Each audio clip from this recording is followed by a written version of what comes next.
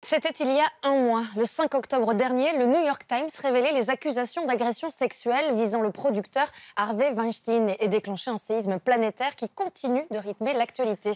Depuis cette date, chaque jour ou presque apporte son lot de révélations. Et cette question, ces scandales peuvent-ils faire changer les mentalités ? Des initiatives sont nées pour venir en aide aux victimes. Les médias s'emparent également de ces affaires en recueillant des témoignages. Alors, un mois après, qu'est-ce qui a vraiment changé ? C'est la story de la semaine par Antoine Ly. Voici l'information qui a tout déclenché. The new headline tonight involving one of the most powerful figures in Hollywood. Several allegations of sexual harassment against movie producer Harvey Weinstein. Depuis un mois, un déferlement de témoignages, d'accusations, de révélations dans le monde entier. Kevin Spacey's scandal, the actor accused of sexual misconduct with a Broadway star, then just 14 years old. Dustin Hoffman is the latest Hollywood figure accused of sexual harassment. Une onde de choc largement relayée par les médias qui ne s'essouffle pas, bien au contraire. L'affaire Weinstein a vraiment permis cette libération et cette prise de conscience chez les femmes qu'elles avaient un pouvoir et qu'elles pouvaient l'exercer. La parole se libère et de nouveaux outils sont mis en place pour protéger les femmes. Le sujet des violences contre les femmes est devenu incontournable. Un mois après le début du séisme, le Tube dresse l'état des lieux. Lundi, le journal Libération consacre à nouveau sa une au harcèlement sexuel. Depuis le début de l'affaire, c'est déjà la troisième fois. À l'intérieur du journal, une enquête de 9 pages étayée par de nombreux témoignages de victimes. Nous nous rendons dans les locaux de Libération. Marie Otavi a supervisé ce dossier. Personne ne s'imaginait qu'il y aurait autant de femmes qui auraient besoin de parler. Ça parle aussi de l'évolution d'une société, c'est-à-dire que maintenant, les femmes peut-être plus jeunes ne veulent plus tolérer certains actes. Et c'est ce que cette vague de paroles prouve, en fait. Ces dernières semaines, de nombreux médias français ont lancé leurs journalistes sur la piste du harcèlement sexuel. Pour la première fois de son histoire, le site BuzzFeed a même lancé un appel à témoins au titre explicite. Parlez-nous des Harvey Weinstein de votre secteur.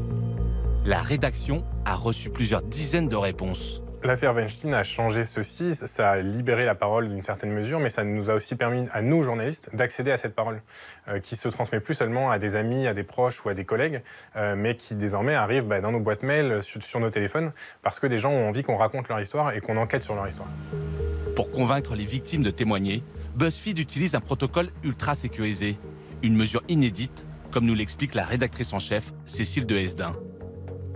Donc on a mis en place un numéro de téléphone grâce auquel les personnes pouvaient nous contacter sur des applications sécurisées et cryptées comme Signal ou Telegram.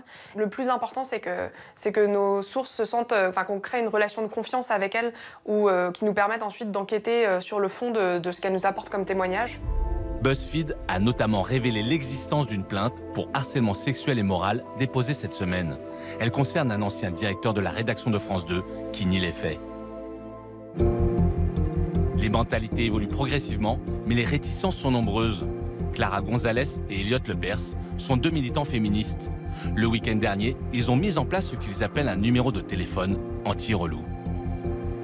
Comment ça marche? Si un relou insiste pour avoir mon numéro, je lui donne celui-ci en lui faisant croire que c'est le mien. Et 1 heure après, il va recevoir un message qui lui dit « Vous avez mis une femme mal à l'aise, apprenez à entendre quand on vous dit non. » Une initiative directement inspirée d'une idée américaine. Kayla Stern travaille pour un site féministe. C'est elle qui a eu l'idée la première. Nous l'avons contactée à New York. Souvent, ces hommes ne se rendent pas compte. Personne ne leur a expliqué. Donc le but, c'est de les éduquer. Et ça a suscité quel type de réaction, votre numéro de téléphone? Des dizaines de sites ont parlé de nous, des magazines aussi. Et sur les réseaux sociaux, les gens ont partagé le numéro et l'ont transmis à leurs proches. En France, l'initiative a d'abord connu un franc succès. 30 000 messages envoyés en seulement 3 jours. Mais depuis mardi, le numéro ne fonctionne plus.